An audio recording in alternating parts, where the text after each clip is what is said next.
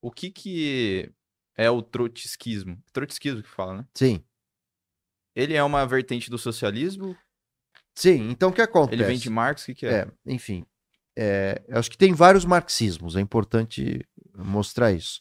A gente tem um viés mais democrático, mais ligado à cultura popular, que é um tal de Gramsci. Já ouviu falar dele? A nova direita critica muito o marxismo cultural, né, que está muito na universidade, que é mais democrático, de fato, que vai se envolver com as lutas populares, com a cultura popular. Então, quando você vê um monte de gente no Instagram gravando videozinho, dancinha de esquerda, esse tipo de coisa, é uma atitude tipicamente gramsciana e mais democrática. Agora, o Trotsky e o Stalin brigaram muito pelo seguinte fator, né? Quando houve a Revolução Espanhola, aliás, a Guerra Civil Espanhola, isso foi entre 36 a 39, salvo engano, a gente tinha três grupos de esquerda dentro da Espanha. Os anarquistas, que controlavam a região da Catalunha. Isso fez com que o Barcelona, o time de futebol, jogasse sem patrocínio, né? Master, até muito recentemente. Não sei se você lembra disso. O Barcelona era um time que não jogava com patrocínio, porque resguardava um ideal anarquista de que a própria torcida financia o time. Hum. Depois eles faziam gratuitamente da Unicef, etc. Né? Mas a anarquia em grego é sem governo, né? Então os anarquistas não aceitavam ninguém como chefe, né? Ditadura do proletariado, nem esquerda, nem direita, quer dizer, nem governos de esquerda nem de direita. Eles queriam uma relação totalmente horizontal. Eles queimavam títulos de propriedade privada em praça pública, os casamentos eram espontâneos, não tinha um terceiro, um juiz, um governo, né? Um terceiro mandando nas pessoas, né? Bom, e aí dentro da Espanha você tinha os trotskistas e os stalinistas. Os stalinistas queriam que, caso a revolução, a guerra civil espanhola, fosse sucedida pela vitória, né, dos marxistas, a Espanha fizesse parte da União Soviética. Isso que época? Isso década de 30 do século passado, né? Então a ideia é que a União Soviética controlasse todo e qualquer país de origem socialista, né? Ou seja, haveria um processo de controle, não independência. Já o Trotsky dizia o seguinte, que cada revolução, caso vitoriosa, ela tinha que ser independente. Claro que você faz relações comerciais, relações políticas, né, com a União Soviética, mas não a ponto de ter uma dependência tremenda, né? Então Trotsky, além disso, ele vai dizer que a revolução ela é permanente, né? Isso era uma coisa que ele dizia já na União Soviética. E a ideia dele é que para que ela seja permanente, ela precisa se envolver com meios culturais também, né? Então você precisa enaltecer todos os dias de que vencemos a burguesia, de que é preciso vencer a exploração, as intervenções externas de países que querem acabar com o socialismo, etc. Né? Mas é interessante que o Trotsky fugiu da Rússia no final das contas, foi parar no México, vai se envolver com a pintora a Frida Kahlo, né? E ele foi morto no México a marteladas, né? Por um agente da KGB, da Polícia Secreta Soviética, né? Por que ele fugiu Porque antes da do Rússia? Lenin morrer, aparentemente havia uma carta do Lenin dizendo não deixa o Stalin assumir que esse cara é sanguinário. É melhor o Trotsky. O Stalin ficou sabendo dessa carta, né? E começou a eliminar todos os concorrentes políticos quando assumiu a condição de chefe de Estado soviético. E aí ele mandou matar todo mundo, inclusive o Trotsky. Ah. Essa é a história, né? E vale dizer que o socialismo com Lenin foi um pouco mais democrático, né?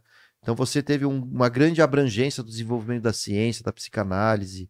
Os anarquistas tiveram até um pouco de liberdade, né?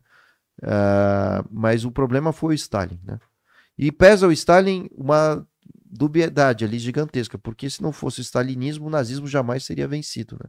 Para você ver que em momentos críticos da história, até mesmo liberais e socialistas se unem contra aquilo que há de mais tenebroso, que é o fascismo, né? E a gente viu isso na última eleição aqui no Brasil, né? Você via gente que estava aplaudindo a eleição do Lula, a prisão do Lula em 2016, 17, que agora está apoiando, está no governo, né? A Tebet é uma delas, né? Então, o Bolsonaro trazia esse risco, como trouxe, né? Enfim, tem gente que gosta, tem gente que está ouvindo que vai detestar aqui que eu vou dizer, mas já está provado, né, que ele tentou dar um golpe, gente, né? Ele Ah, tentou é? subverter. Pois Eu é, acho que não é nem bom falar isso no YouTube. pois é, senão vão cortar a gente. Mas aí que tá a questão, perdeu, perdeu, sabe? Junta forças, se reorganiza, vence a próxima eleição. O PT fez isso várias vezes, né? E por mais que a gente possa achar que o PT é uma porcaria ou isso, aquilo, não é meu caso, né? Mas enfim, é preciso aplaudir essa posição, né? Isso faz parte do jogo democrático. E é isso que mantém as democracias vivas e livres, né? Vai dizer o Lipovetsky. Porque acontece o seguinte: quem vence aceita a existência do derrotado e não vai matar o derrotado. Né? Você não vai prender o opositor porque perdeu, porque ganhou. Né? Então você aceita a regra. Democracia é rotatividade. O PT vai perder uma outra eleição. E várias. Assim como perde para a cidade de São Paulo. Mas isso não é motivo para você pegar em armas e subverter tudo. E eu acho que aí o Tarcísio ele é uma figura importante. Eu não concordo, assim, metade das coisas que ele diz e faz, mas ele aceita a regra do jogo, né? E ele vai conversar com Lula quando é preciso para fazer uma obra, etc. É isso que a gente espera, né? Não é o inimigo, é o opositor, são coisas diferentes, né? E acho que isso é essencial do processo democrático, né? Enfim, não é porque eu dou um monte de aula para um aluno de direita que eu quero que eles me matem e vice-versa, né? Existe um respeito. Total, com certeza. É um direito a gente poder discordar. E isso fortalece a nós mesmos, né? Exato, Escutar a crítica do outro é essencial. exato. Na questão lá da Rússia, eu sou totalmente perdido nesse assunto. Qual que foi a ordem dos ditadores, né, digamos, ali Eles foram ditadores mesmo, né? Sim, na União Soviética, sim. E o problema é que a Rússia tem todo um histórico horroroso, né, de governos centralizados e violentos. Mas né? primeiro veio o Lenin, depois o Trotsky. Lenin e Stalin, né? Na verdade, os três ajudaram na Revolução. Eles eram Russa. meio que... Eles eram da mesma época? Isso, eram os grandes mentores da Revolução Russa, né? Certo. E aí o que aconteceu, né? Antes de 1917, a Rússia era um país semifeudal. Tanto é que a Rússia abandona a Primeira Guerra Mundial, né? Porque ela estava quebrada, o exército não tinha nem comida, né? Não tinha nem roupa, né? Direito. E na Revolução Industrial? Então, aí que tá, né? Porque o grande jogo era o seguinte, né? As teorias clássicas marxistas diziam que para você chegar ao socialismo, você primeiro tinha que desenvolver o capitalismo. E aí o que acontece? Antes do Marx morrer, isso era 1880, 79, ele morreu em 1883, uma revolucionária russa, uma mulher, mandou uma carta para o Marx, indignada, dizendo: olha, Marx, não tem como seguir sua teoria aqui na Rússia, porque a gente é um país semifeudal. Quer dizer, a gente tem que chegar no capitalismo e um dia desenvolver o capitalismo durante anos para chegar no socialismo ainda, não tem condição. Aí o Marx começa a repensar a própria teoria no final da vida, né? Dizendo que a revolução ela pode ser feita aos saltos. Então você não precisa passar pelo capitalismo, você pode pular do feudalismo para o socialismo. Olha que interessante.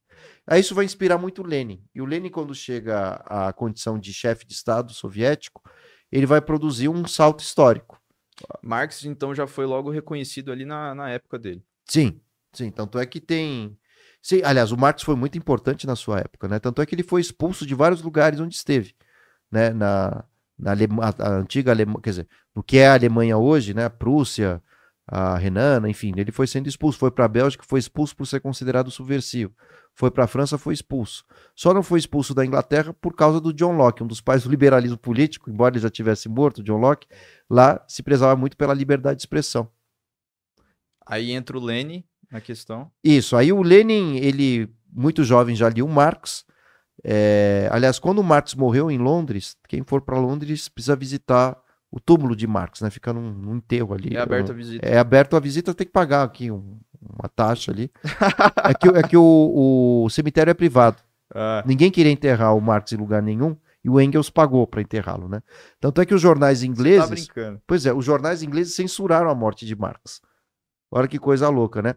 E aí os sindicatos ingleses ficaram sabendo da morte de Marx por conta de um jornal francês que publicou uma nota, infelizmente. Morreu Marx, era um jornal sindical. Só que eles se comunicavam por telégrafo na época, né? Não era o WhatsApp que a gente tem hoje. E o jornalzinho chegou lá na Inglaterra e tudo ficou assim, como assim Marx morreu e ninguém falou? É porque o governo inglês censurou essa notícia. Olha que coisa louca. Bom, mas aí voltando à Revolução Russa, né? O que aconteceu? O Lenin, ele vai ser o grande mentor da Revolução. Ele estava exilado na Suíça, né? Consegue entrar na Rússia. E aí vai se criar um combate dentro da Rússia entre os mencheviques e os bolcheviques. Os bolcheviques é a esquerda radical. E os mencheviques tinham alguns liberais ali, mas também o pessoal que defendia a social-democracia. De onde que vem esses nomes? Puxa, agora Bolcheviques, eu acho que é alguma coisa relacionada à cor vermelha, os mencheviques à cor branca, que eram as cores dos partidos ali, né? A cor vermelha bolchevique e a cor branca menchevique, mais pro liberal, social-democrata, né? E o Lenin via com maus olhos os mencheviques porque eles viam como um retrocesso, ele via eles como um retrocesso, uma democracia burguesa, isso ia retardar o processo revolucionário. Então houve conflito depois de 1917 entre os dois grupos, e aí o Lenin até queria uma democracia, né? Mas ele teve que decretar a ditadura do proletariado, tal como Marx havia estabelecido. Mas eles perderam e depois ele fez isso? Não, na verdade, quem perdeu não queria que os sovietes, no caso os bolcheviques, mantivessem o poder. Então faziam sabotagens, enfim, todo tipo de coisa. Ah, então o partido do Lenin ganhou, Ganhou e foi sabotado. aí que ele implantou a ditadura. Sim, porque ele via uma ameaça permanente. Aí que o Trotsky vai dizer que a revolução tem que ser permanente. Aí expulsaram a burguesia, etc. E aí o Lenin fez um negócio muito esquisito. Como que eles expulsaram a burguesia? Enfim, a maioria foi embora do país, né? Ou foi presa, levada para os gulags, né? Que são os campos de trabalho forçado. E aí um monte de nobre que nunca pegou numa enxada, eles tinham que ficar trabalhando, né? E ali foi uma das grandes ironias do destino, né? Porque foi uma inversão de valores, né? Mataram a família real, né? Diga-se de passagem. Assassinaram. Tanto é que tem o caso da Cassandra, que é um desenho animado também da Disney, né? Só que é muito romantizado. Parece que os trabalhadores ali que fazem a revolução são demônios. Você vê, desde a da época da Catarina, no século XVIII, boa parte da corte russa não falava russo direito, falava melhor francês. Então eles estavam nem aí com o povo, né? Não é que do nada os trabalhadores pegaram em armas e resolveram fazer a revolução. As pessoas estavam passando fome, tinham que comer. E a família real, a nobreza, vivia numa ostentação absurda, né? E como que foi isso? Ele instigou o povo, começou a falar pro povo a fazer isso? De onde que vieram as armas? Porque não é simples fazer um negócio desse, né? Sim, então por isso que o Marx já previa a existência de um partido comunista. Que já existia? O Marx só ajudou a existe esse? criar Ah, tá. isso no século XIX, que veio a partir da organização dos sindicatos. E esses sindicalistas pegavam parte de impostos sindicais ou contribuições espontâneas para formar a consciência de classe. E é isso que o Marx chamava de praxis, que é a mistura da revolução com a teoria. Então o que acontece? A origem do lucro, vai dizer o Marx, é a mais-valia, ou mais-valor. Não é a simples troca e venda de mercadorias. Isso é uma visão ingênua, né? Você achar que o lucro sai da pura venda de mercadorias, assim, da troca. Isso acontece com o cara que vende aguinha na cantina da escola, comprou por R$1 e te vende por 2. Só que não é esse lucro que o Marx está preocupado. É o lucro da grande indústria.